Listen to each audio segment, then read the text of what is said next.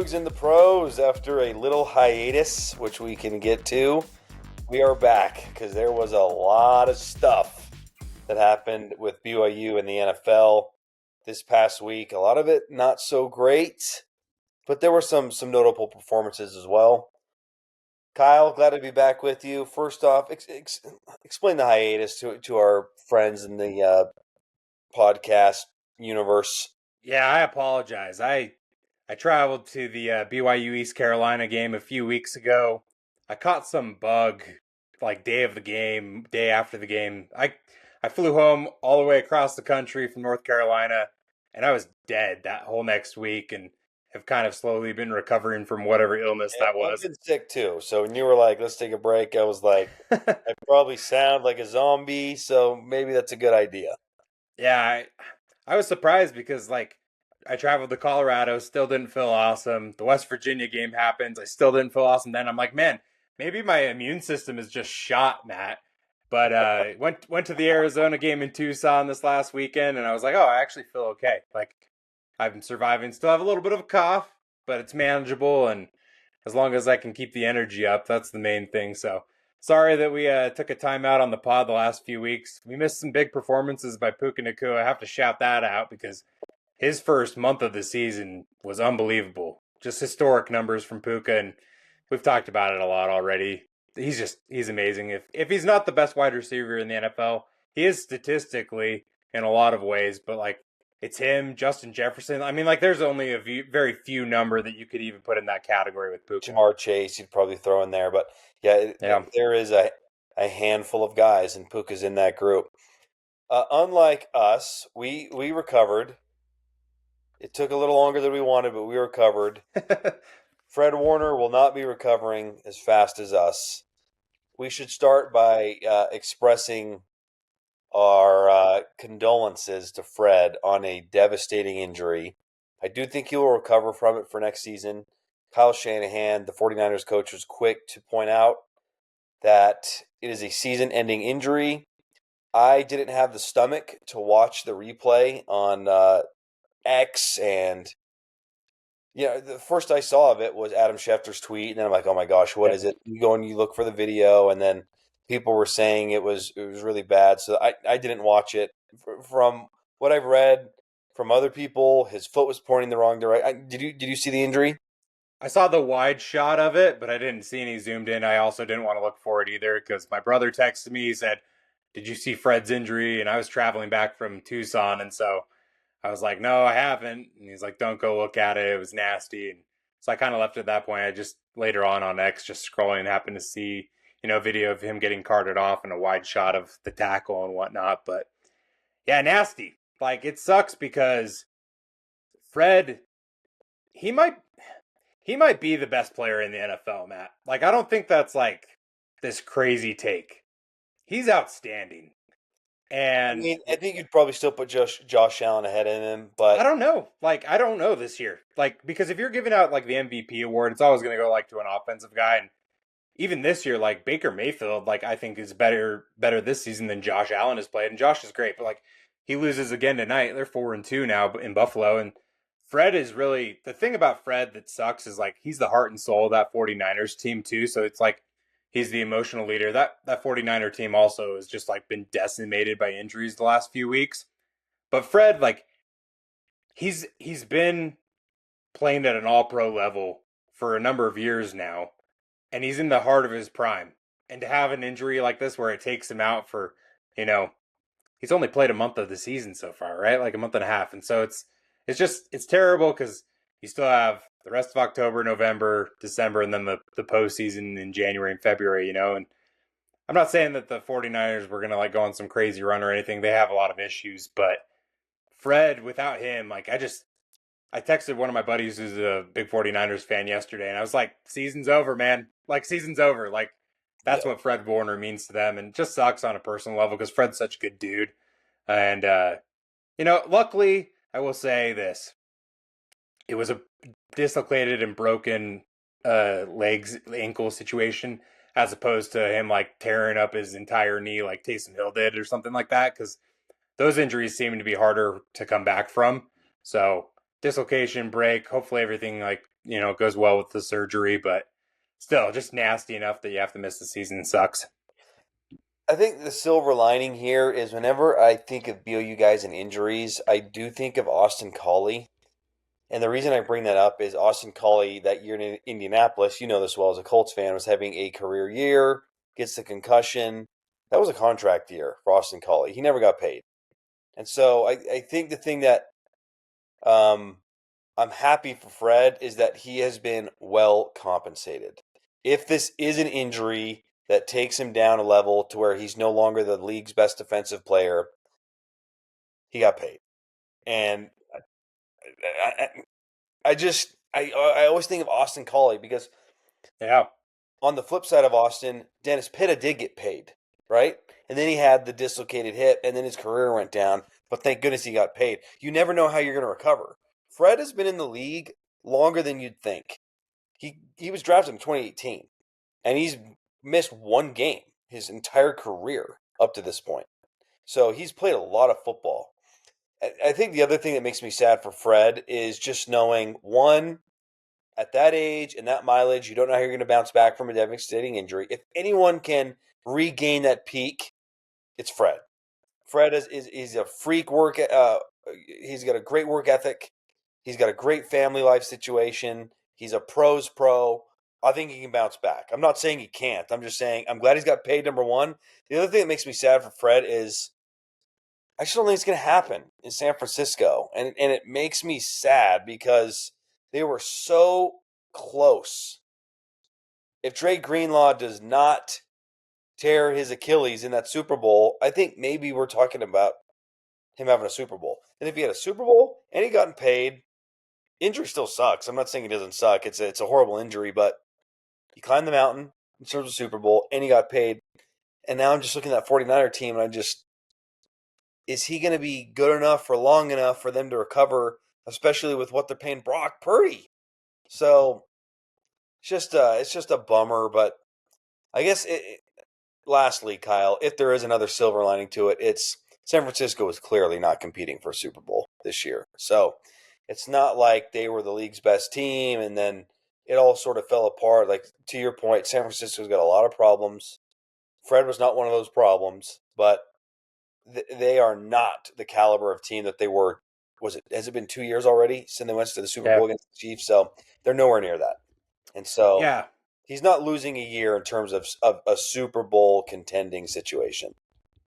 Yeah, it's sucky because the fact that Fred's not early in his career, he's not late in his career where it's like even like Taysom last year, we talked about this in preseason whether or not we expected even the Saints maybe looking at that as a potential cut with Taysom, Yep. and just his age, the injury was bad.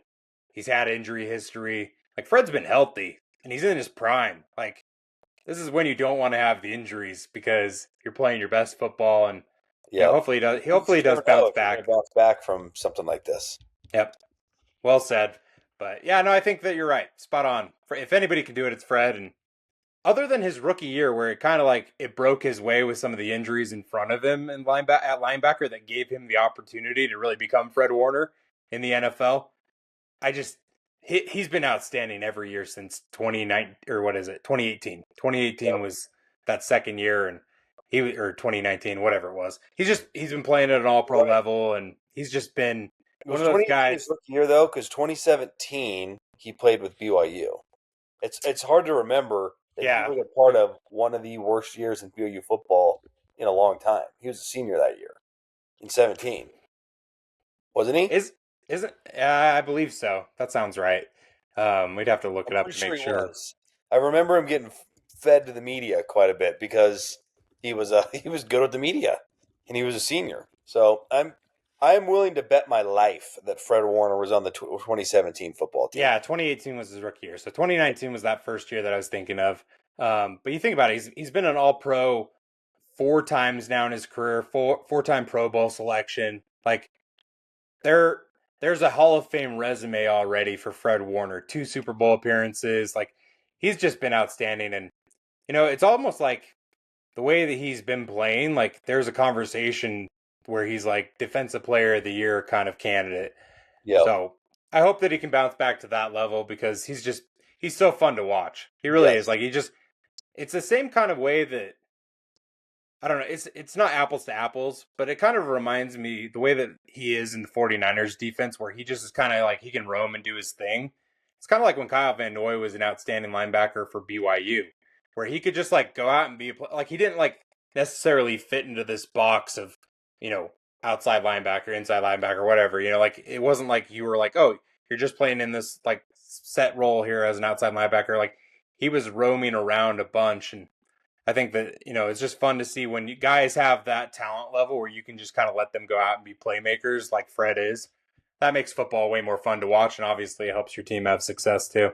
Yeah, good point. Also on the injury front, Puka got an update today from Sean McVay.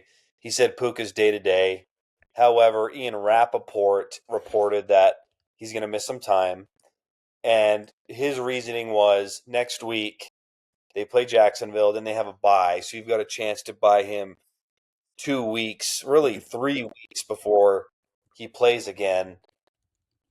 I hope he only misses one game because he's putting together. I mean, missing any amount of time probably takes him out of the Triple Crown race, but he was putting together, as to your point, an historic year. Like he was on pace for what 150 catches. Like it would have been crazy.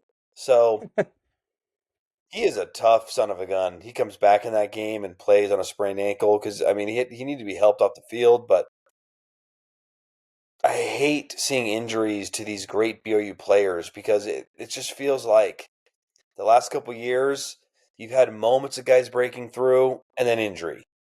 And I hope that doesn't become a thing and a theme for BYU in the NFL. I want these guys to stay healthy and to be household names. And Puka's a household name. This isn't going to change that, but that was a bit of a scare, Puka with the ankle injury. Yeah, I think if you look at their schedule, Matt, that Jacksonville game is in London next week, and Oh so yeah, don't I travel. wonder how I wonder how much that plays into it just with the overseas travel. And then the following week after that, they play the Saints, who are just Oh, so they don't have a garbage. bye after that. Oh, they do have a bye. Sorry, they do have a bye, and Okay, then they play the this. London Then they bye, play then the they got Saints. the Saints. So it's like you really have 3 weeks there that he could take off because you're going to win the Saints game if you're the Rams. Like you're looking at that as a win. You don't play him because it's the London game. You give him the week off with the bye. And then you play on November 9th. They play at the 49ers. And who knows? Maybe you give him that week off too because the following week after that they play the Seahawks, and that's going to be a game where you care. You care about that one. Yeah, Obviously, the 49er one is a big one because it's a divisional game, but there is time there for Puka to heal up over the next month. yeah, good point. All right, that's enough negativity on the injuries. Let's get the stock up, stock down. You can start, man. I'll give you the floor. Let's see where you go with this. Stock up. Let's go. I've got to go Taysom Hill. It's the obvious choice for my stock up this week, Matt, because it was nice to see Taysom get back on the field. He's healthy, and then he looked like Taysom from the past 5, 6, 7 years, like running the ball. I The only thing that just every time I watch Taysom, man, especially when the Saints just have, I don't know, I don't think Rattler's like the worst quarterback in the NFL starting right now, but he's bottom five, bottom Yeah, six, right? Like, yeah, I mean, he's not a top 15 quarterback. They're not going to win with him. It's not a long term solution at all.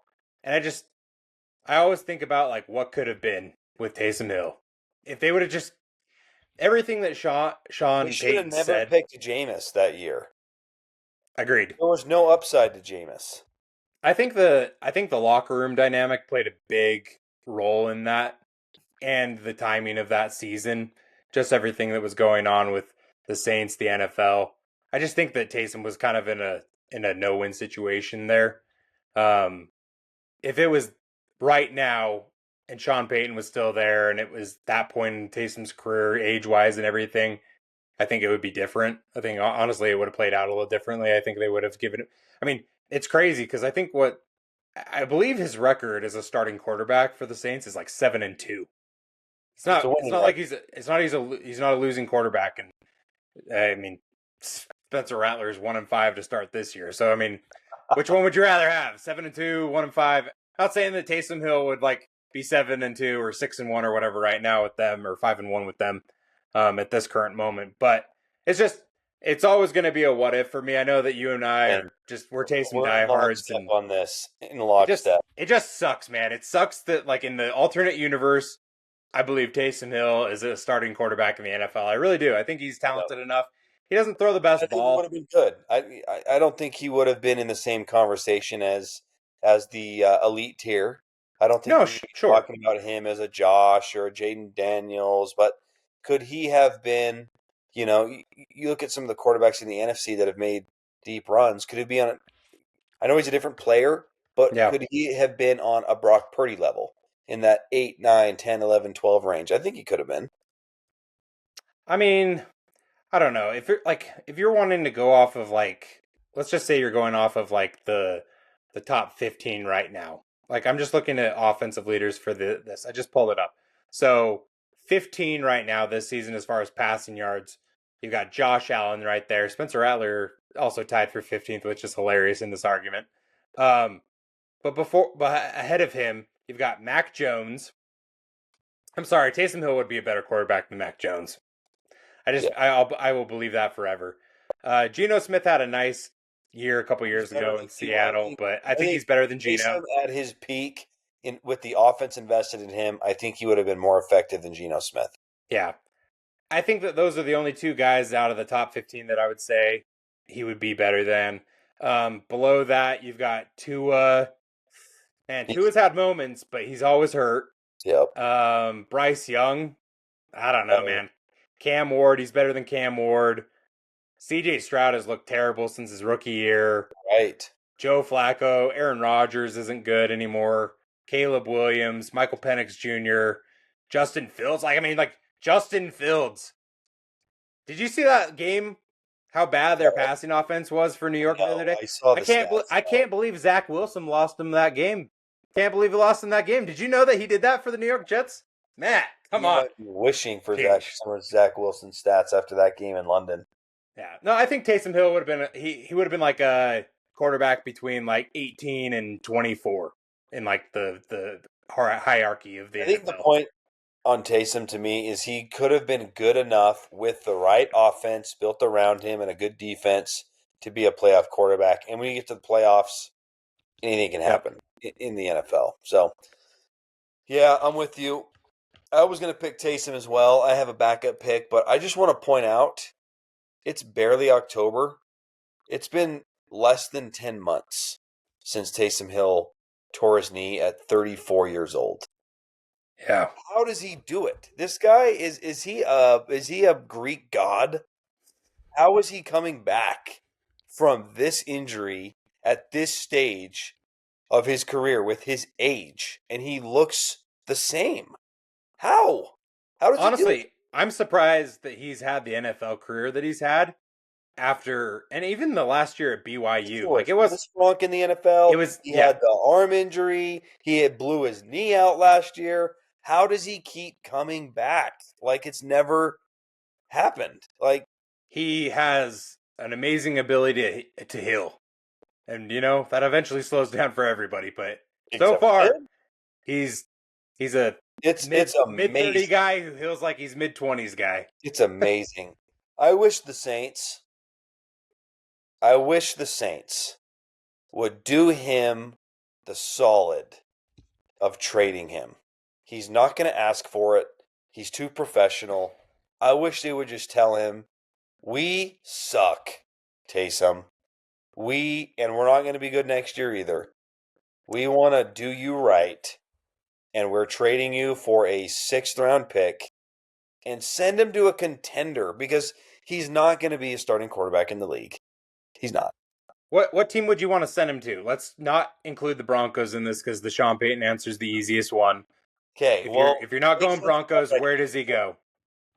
I am wanting. I have three. I have three destinations off I the love top this of because my you've head. clearly thought about it. You Yes, have three. I have three destinations off the top of my head where I think that he would make an impact and help these teams compete. Number one to me, without a doubt, is the Kansas City Chiefs. I just feel like Could they use a gadget player? Travis Kelce is old. They've got no other viable tight ends. None. Yeah. No one on that depth chart would see a snap anywhere else in the league. Like, no disrespect to Noah Gray, but he's no good. You can't tell me you don't plug Taysom in with that creativity, with that coach, and with that offense, and you can't get 15 high quality snaps. He probably runs the ball at the goal line more for the Chiefs than Hunt or Pacheco does, if I that's the think he scenario. would be a perfect fit there. Yeah. Perfect fit. Number two, keeping it in the AFC, Buffalo Bills, man. Could you imagine him with Josh Allen and the things you could do with those two dudes in a, maybe Taysom's lead blocking for Josh, or they're running an option. It's just the possibilities are endless with those two dudes. I think he would be a nice fit in Buffalo. They've got much better tight ends than the Chiefs do, but could he still have a role there? I think so. 100%, I think so. And then to throw in an NFC team, you've already sort of mentioned it, but Tampa Bay. I know that they probably wouldn't do in division type trades here. Probably not something that would be wise for the Saints, but they don't also have, in my opinion, any great tight ends. They have great receivers. They have really good running back depth, but could Taysom be a nice option in some, gimmick type plays? I just think, and honestly, you can make a case for even more teams. I'd love to hear some of your thoughts on teams that I've left out, but he can fit anywhere. Yeah, I mean, I think the Josh Allen scenario is like just visually that would be like really funny to watch. The NFL wouldn't know what to do. Like they'd be like, "What is this? What is this?" Josh Allen pitches it to Taysom Hill on the edge. They wouldn't know what to do. I think about the Eagles. That's one that I could see No, maybe no, being a keep them situation. away from that. That offense, they are done. No, They're put a fork in the Eagles, dude. It's over. It's that was like a the bad. Sopranos. That It's was a bad. over. That was a bad loss. But that's what I'm saying. Like, I mean, they're 4-2 still. Like, they're they're not as No, good as they were a don't season wish ago. that on him. That locker room's a mess. They can't even get their skill players the ball. Don't keep the Eagles out of this. All right, here's one for you then. I'm gonna go Chargers, AFC team. They lost Hampton, their rookie running back. He's on IR right now. Jim Harbaugh, and the creativity that he I could do with a Chargers former is a nice quarterback pick. mindset. I That's think a Chargers would be a nice nice pick. one. Chargers would be nice. And then I know you said keep him off the list, but Denver would be Nope, nice. no, Denver would be nice. I don't like it. Sean Payton had his chance. He had his chance to do something with the Taysom. I'm writing it off. Sean Payton, you're dead to me. You're dead to me. There. But in this gadget role, it would be a nice fit in Denver. No, Let's be that's true. real. It's almost like he's the missing piece for that offense. Just a little, change of pace. So they probably won't, but I just wish that they would do right by Taysom and just say, dude, we know you're at the end. Where do you want to go? Because any of those teams would give up a 6 round pick for him. Don't you think? I don't know if a sixth would go. Maybe a seventh. A sixth? Maybe. Dude, draft picks, man, they're valuable. They are. I don't know if Taysom at his age gets a sixth, man. Seventh. I'm gonna say seventh. Stock down. I'm starting. Okay. Kyle Van Noy. Has he hit the wall? I know that he's been banged up in Baltimore, but last year he was so impactful. He still looked like a high level contributor to a good defense. I just haven't seen that this year. I haven't seen Van Noy being as impactful. Maybe it's just injuries, but he's an older player, and I just wonder with Kyle is did Father Time get him? I hope not, but I was expecting a repeat performance of last year, and I feel like he's been mostly a non-factor this season. Yeah, I mean, if you look at teams that had expectations and then have underperformed, Ravens are number one at the top of that list. they're 1-5 after your San Francisco's second. Rams beat them, and then San Francisco has to be second.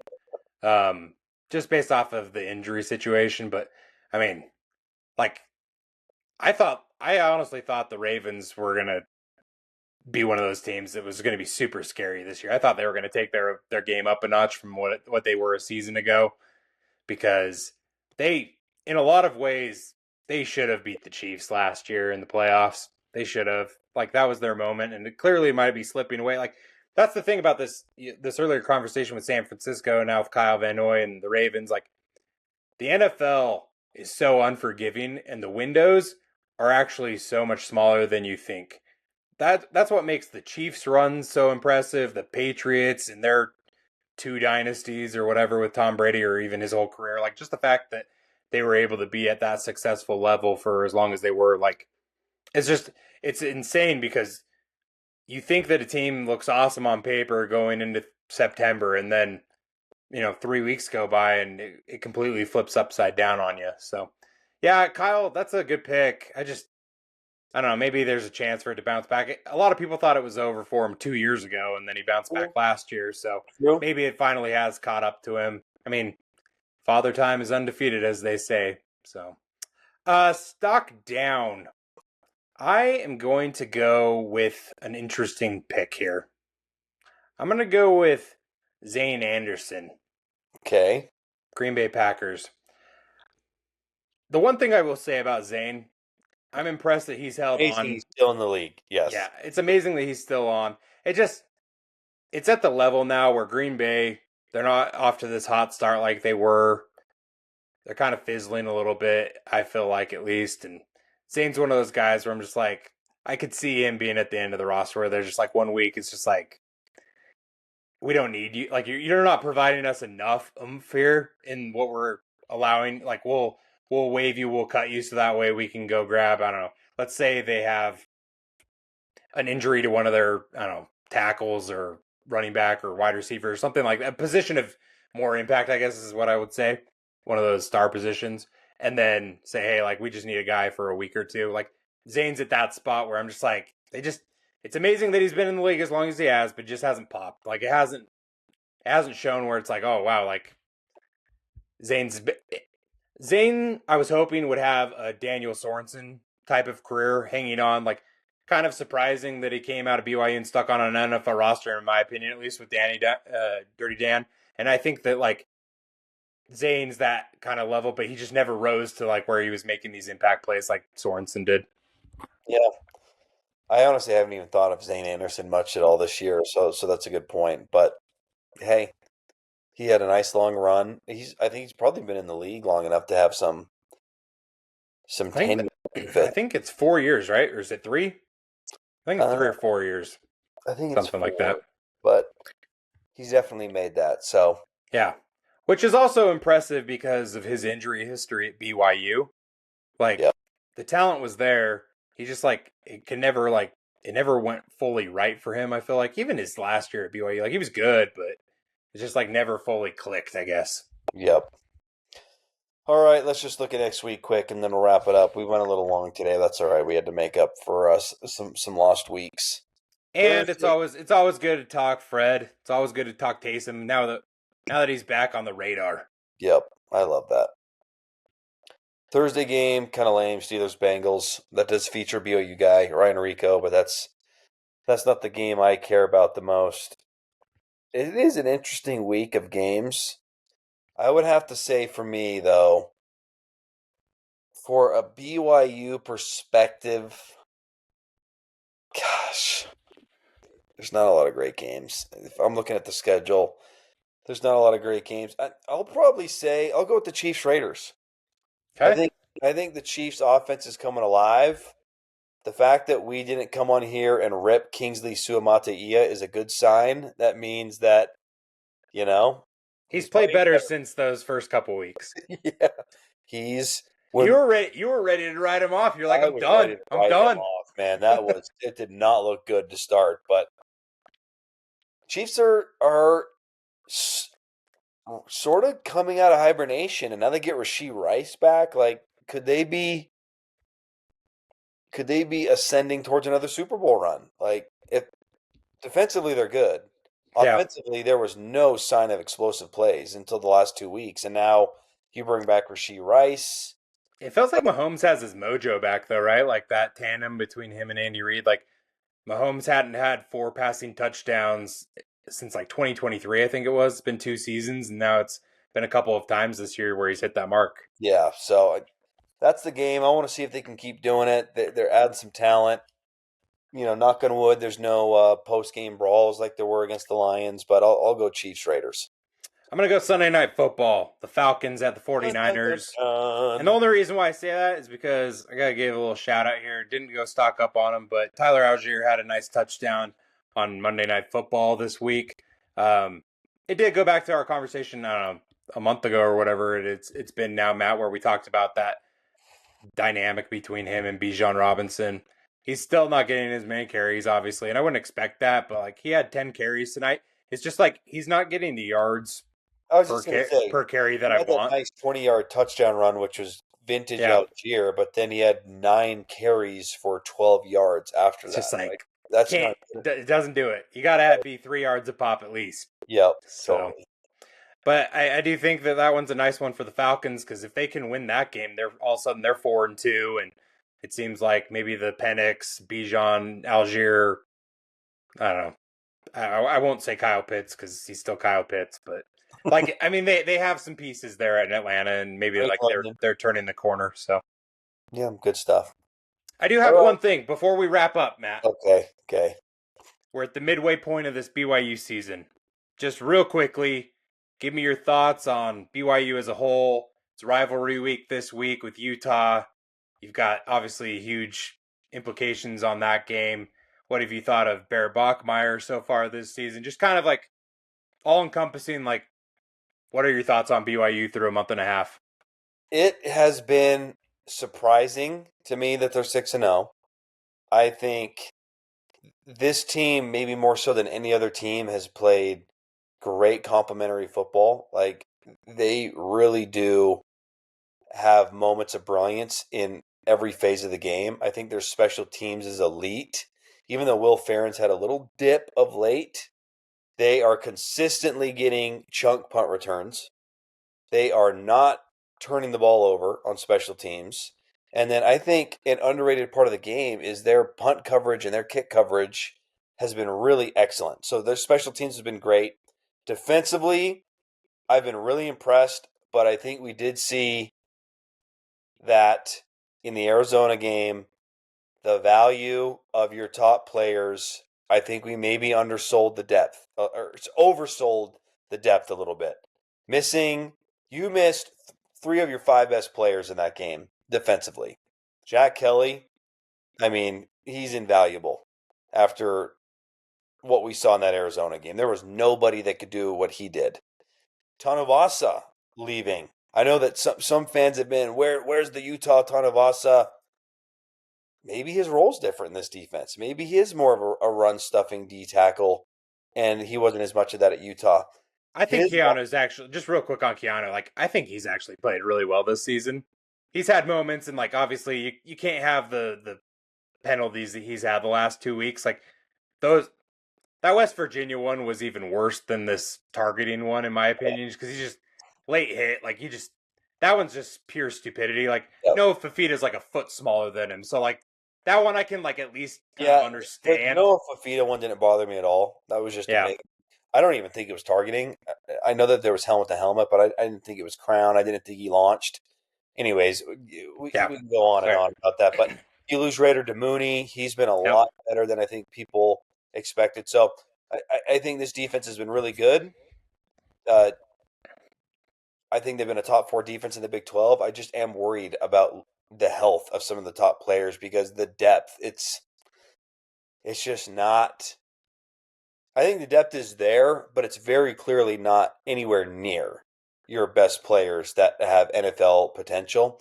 And then to your question on Bear's been really impressive.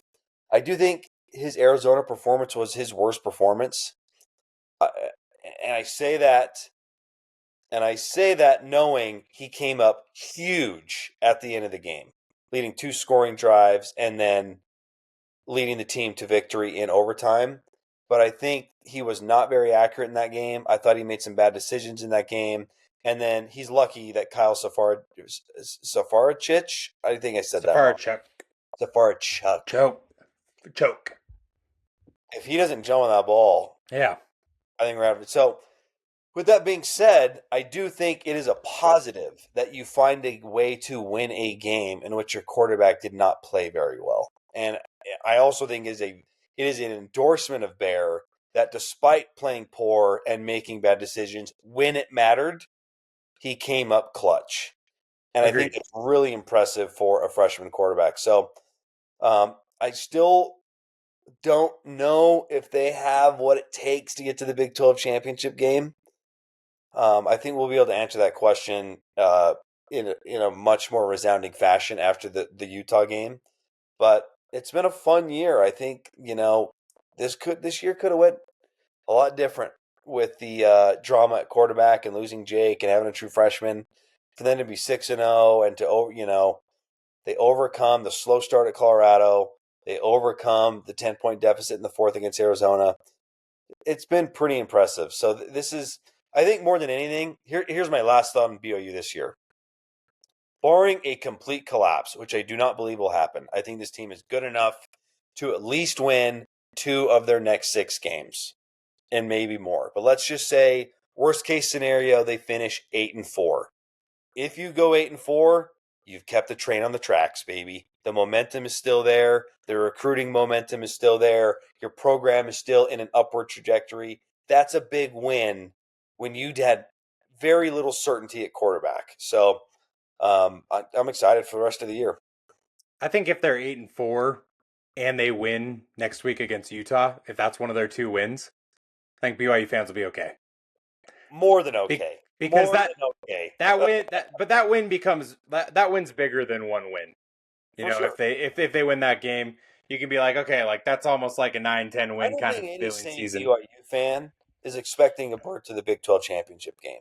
Even at 6-0, I think if you pulled any BYU fan, they would say, we're having a good year. This has been a lot of fun, but I'm not ready to say we're good enough to go to the Big 12 title game. They could end up there. They have a chance to get there, but to your point, you go 8-4 and beat Utah. I think everyone is pretty happy with that season, considering you had a true freshman quarterback. No, for sure. I mean, like you've got Utah at Iowa State, Texas Tech on the road, Cincinnati on the road. I mean, like those games right there are tough. UCF, like you've got. No, don't put UCF in the mix. No. I'm just saying, like, what I was gonna say is UCF is like the one where you can be like, okay, like there's your one. Where's your other? Like, you've got Right. games here that are going to be really, really difficult. And so you mentioned the Utah one, like that one is a good barometer in a lot of ways, but like that Texas Tech game is going to They be. are able to beat Utah this week. I think you can actually start to entertain the Big 12 championship game legitimately. I agree. Now things would have to break their way. They would still need to get, whether it's Iowa State or Cincinnati, they'd need to get a big road win. I'm not going to, Texas Tech would be unbelievable, but that seems almost impossible at this point. But you beat Utah, you can start to shift your expectations a little bit. Kind of like last year. They beat Utah, and then it suddenly became, okay, can we get to the Big 12 championship game? Then in that Kansas game, it all sort of fell apart. But if you're able to beat Utah, Utah's not a bad team. Utah, it's going to be a challenging game. If you're able to overcome that challenge, then I think we can have a much different conversation about this team being competitive in some of these hard games coming up. I'll tell you what, despite Bears' moxie, you can't complete 41% of your passes and throw 2 picks and try and beat Utah. Like, it's just not going to happen. What happened in Arizona, well, that will not result in a win. Even at home, that's not going to do it. Again, I do love his – in key moments, he's come up big. At Colorado, he came up big. I felt like even in East Carolina, there were some moments there where you're like, I thought Bear made some plays.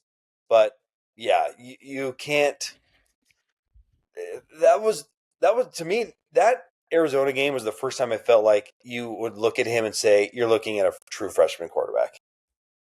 Now, I think the hope is you learn from that and you continue to grow. And I think Bear has gotten better. Even in that Arizona game, which I already said this, but I don't think that was his best game by a mile. I thought it was his worst game of the season. Still moments of brilliance, still moments of growth. So In a yeah, win, you'd rather lose. You'd rather learn from those mistakes in a win than a loss. You think yes, about the high snap, him picking up the ball. It's like he's gonna know now that his clock doesn't need to be sped up in that situation where it's like he can either like reassess, run, throw the ball away. He doesn't have to force something. And I think 100%. that like those are going to be things that like he hadn't faced that situation before. Now he has. Now he can figure out based off of the film, hey, like I need to do XYZ now. So Yep. I completely agree. Great take on that, Matt. I just needed to get your update. Yes, I hadn't thanks. got. I know we've texted about it, but I hadn't gotten you on the mic, so I needed to hear it for the people. The people needed to hear it. Great. I love it. It'll be fun. Shameless plug for me. I'm getting close to my debut of Nice. Cougar pregame live. So it's gonna be fun to get back in the saddle, so to speak. It's felt kind of weird. You took over for me on Cougar Sports Saturday. I know you're doing a great job. I miss sounding off on my takes all the time, but it'll be good to be back on the air here soon. Absolutely. Can't wait to hear you on it too. Kyle, you're such a good friend, man. You're so supportive. I appreciate it. It's fun talking football with you, and glad you guys are having a great time on Cougar Sports Saturday. And it's you got to get me on the show one of these days. We should. We should get you on the show. We really should. Get your The takes. week, the Need to week have you that pop off. maybe sometime when I'm actually hosting on BYU sports radio. You can have That way we're not calling a guy in off his couch. Is that what you're saying? exactly when I'm a working sports personality, then I'll be deserving of making my return. Sounds good. All right, dude. Well, that was Cougs in the pros. So good stuff as always, man. I love the Royal Cougars. Let's keep it rolling. Let's not get sick, so we have to take 2 weeks off, and we'll I keep right. agree. All right. Well, I guess that'll do it. So for Kyle Ireland and Matt Baiamonte, for a Royal Cougs production, this has been Cougs in the Pros. We'll see you next time.